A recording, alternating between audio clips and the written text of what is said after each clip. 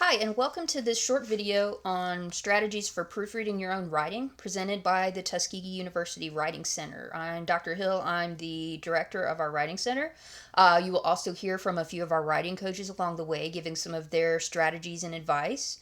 What we're going to cover today is the sort of briefly address the purpose of writing and challenges that come with trying to convey our thoughts clearly, and what role grammar and wording and things like that play in the purpose of writing. We'll cover a few strategies for correcting punctuation, also a few strategies for improving wording and style.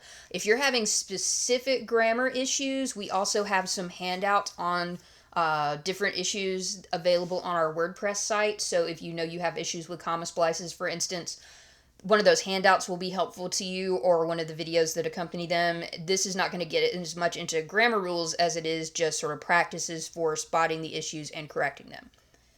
So, just starting with the big picture can be helpful because proofreading is actually very small picture and detail oriented, but we want to know why we do that. So, writing is all about recording language. We're trying to convey through a different medium what we would more naturally convey out loud. Originally, grammar was descriptive. It was people looking at what seems to be the rules that are governing the way people speak to each other so that they know what each other means.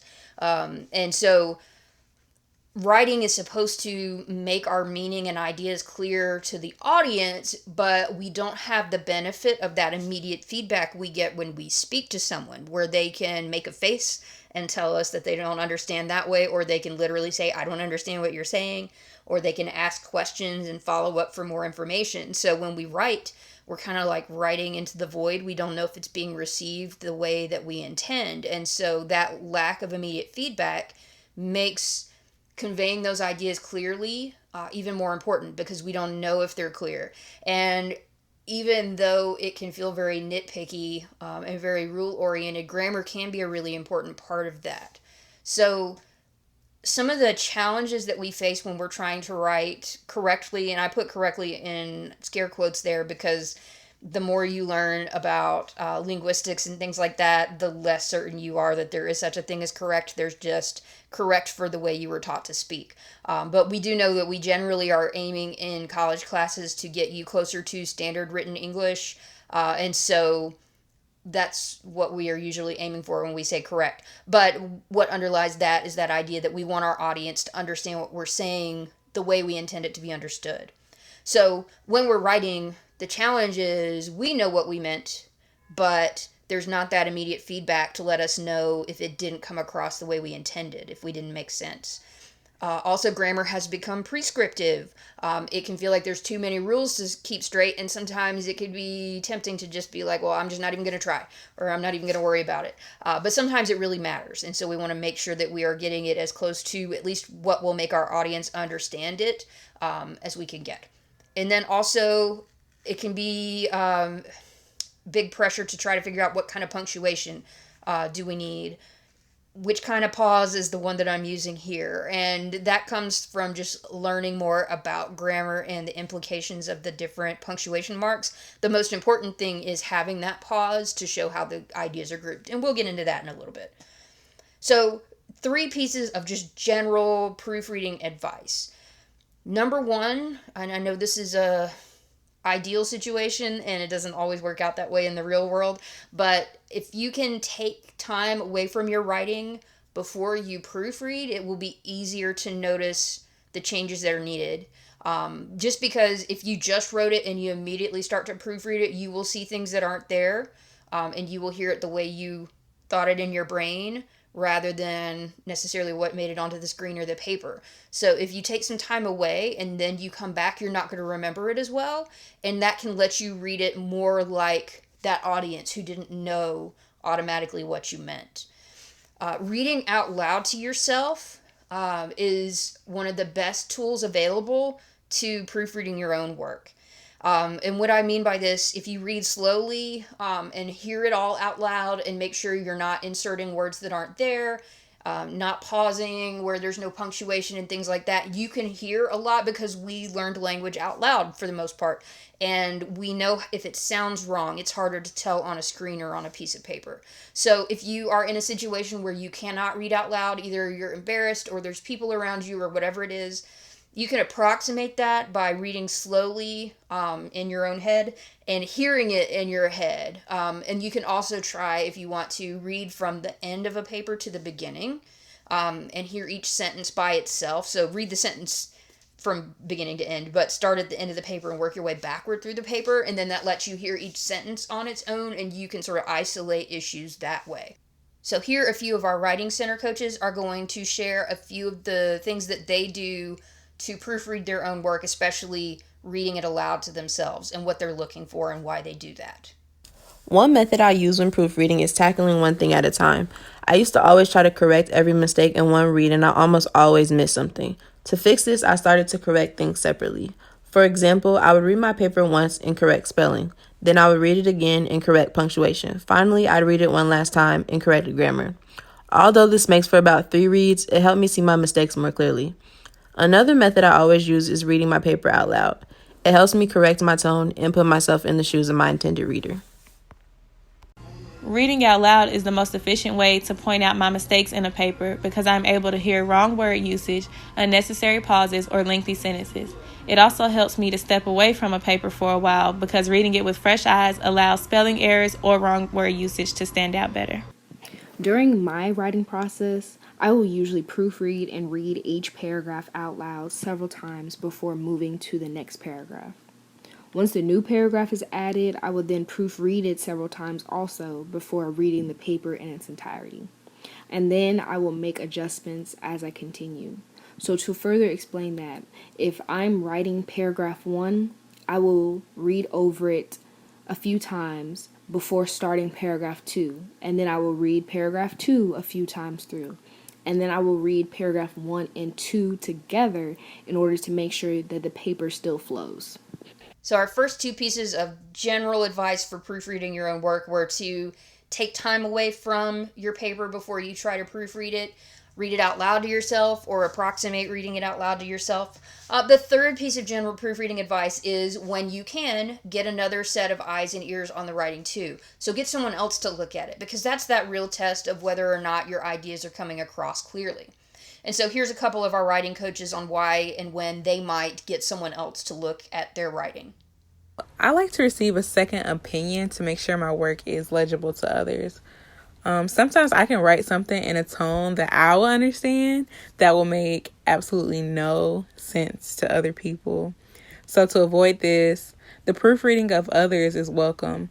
This helps me with not only receiving a good grade for the work that I produce, but to also help me understand and learn more about the world of writing.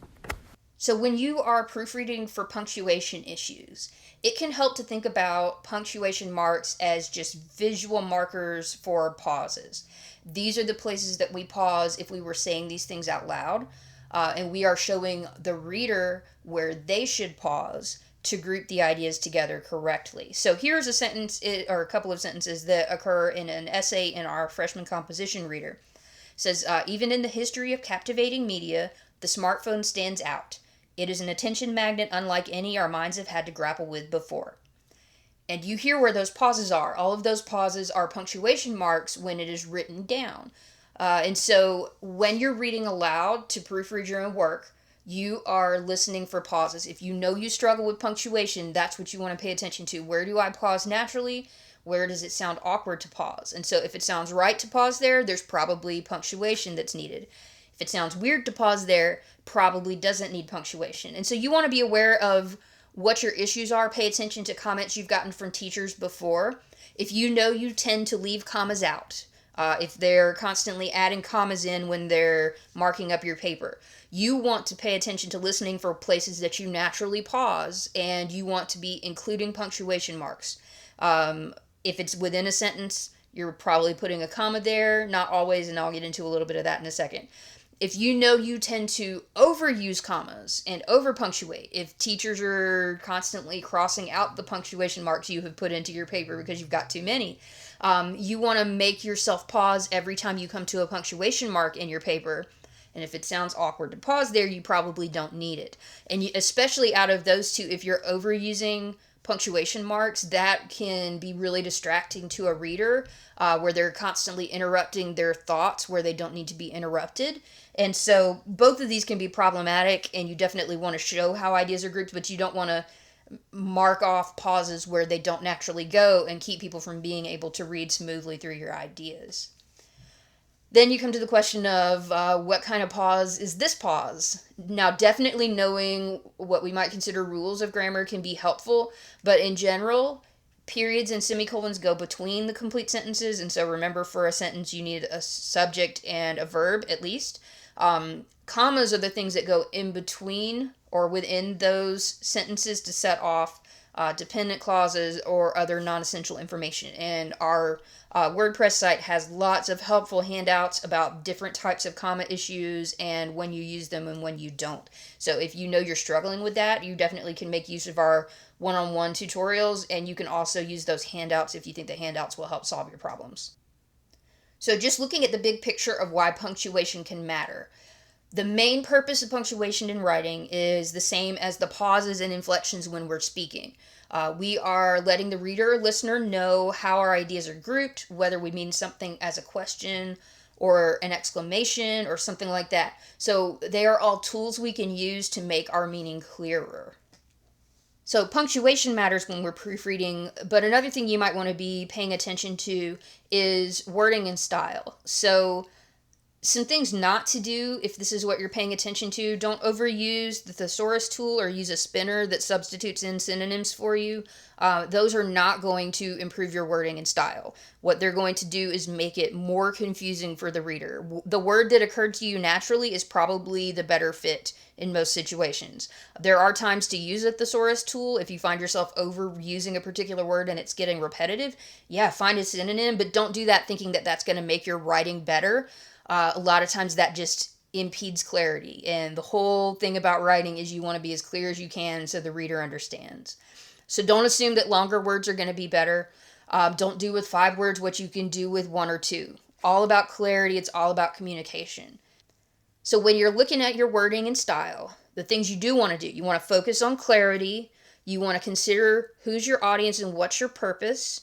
You want to know what your field's conventions are regarding stylistic choices. Some fields are fine with complex sentences. Other ones want you to do really straightforward sentences. You don't need extra words. You don't need to pay much attention to sentence variety. You just want to be clear. So know what you're writing for. Know whether your audience is expecting formal or informal. How formal should it be? You want to pay attention to all of those things so you can make the right choices.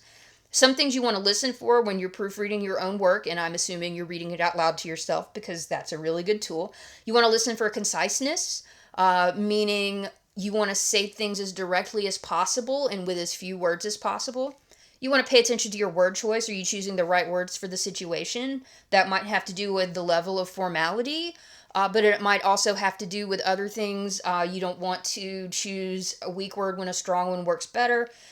You don't want to be overly repetitive. There's times to be repetitive, but usually you start to lose the reader if you're being too repetitive. You also can pay attention to sentence length and variety, especially in fields where those are seen as good things. When you are looking at conciseness, the question is, do you really need all of these words? Here's an example sentence. It's time to get out your sweaters and jackets because of the fact that the weather is getting colder. Statements like the fact that can almost always be omitted. I know it makes your paper shorter, but you don't need those words, and it's just extra words getting in the way of getting your meaning across. Another thing you can look out for is empty phrases or fillers that aren't really contributing to the main idea. Here's an example of a sentence with a lot of empty words and phrases in it. It happens that the rest of my family enjoys the boat ride, but it's not an experience that is something that I would like to repeat. If you find yourself using the word that, a lot of the time you don't need that word. You can just take it out, and I just said that. I realize that. But this sentence written more concisely would be, the rest of my family enjoys the boat ride, but it's not an experience that I would like to repeat. You needed one that, but you didn't need all of the other ones in there. And so that sentence is much more direct. It's easier for the reader to pick out the main ideas. Here's another one. Do you really need all of these words? I became very drowsy and sleepy during the plane ride home. I've seen a lot of students who like to offer up two options for a particular word, like drowsy and sleepy, when really they only need one. And I know part of it is instinctive. I need the paper to be longer. But those things are always getting in the way of the reader really following your main ideas. So look out for times you're repeating the same idea with multiple similar words. If you find yourself using the word very, you can probably take it off. And if it's really important to convey the veryness of something, find a word that's a stronger word than the first one. So instead of drowsy, maybe exhausted or something like that. You just want to say your ideas as succinctly as possible. So, why are you listening for these things? When you're looking at things like conciseness and word choice, those are strategies for making your meaning as clear to the reader as possible. When you're looking out for things like repetition or trying to get a variety of sentence structures and lengths, those are strategies for keeping the reader engaged, which is also valuable because you want them to stay engaged so that they will read all the way to the end of what you have to say. So they all have a place and they're all audience focused. It's all about keeping that reader engaged and most of all, making sure they understand the ideas that you're trying to convey the way you meant them. So we're going to end on this question that we get a lot. Should you write how you speak? And the answer to that is it depends on the audience and the purpose, and probably also on the way that you speak. It might be yes, and it might be no. When you're writing a first draft, it can be really helpful to just write the way you speak. Don't worry at the first draft about audience. Just get the ideas out there. If you're trying to channel someone that is not you and who doesn't speak the way that you speak, that's just one more barrier to getting your ideas across and getting them set down on the paper or the screen. So I always recommend the first draft, write it the way you would say it out loud. When you're checking later for places to adjust or correct, if it sounds confusing to you out loud, it's probably going to be confusing written down. But then going back to that first step of who's the audience and what's the purpose, if it's for a formal purpose and audience, you probably are going to adjust it ultimately to make it sound like someone who's not quite you. And that holds true for almost everyone. Very few people speak formally. And so almost everyone is going to adjust a little bit for a formal purpose. If it's a narrative, you may not need to adjust hardly at all because you want to be you in a narrative and come across authentically. So you want to just be aware of who am I writing this for? What's the purpose? And if you need to ask your teacher, is it okay if it sounds like me? Most teachers will not mind being asked that question. Find out from them how formal they want it to be. And then as you go revise it in a more formal direction if you need to. But don't get caught up in not sounding like yourself when you're first writing a draft because all that's going to do is make it harder to get your ideas across clearly. We hope this video was helpful to you, and there are plenty of other resources about specific grammar issues available on our WordPress site.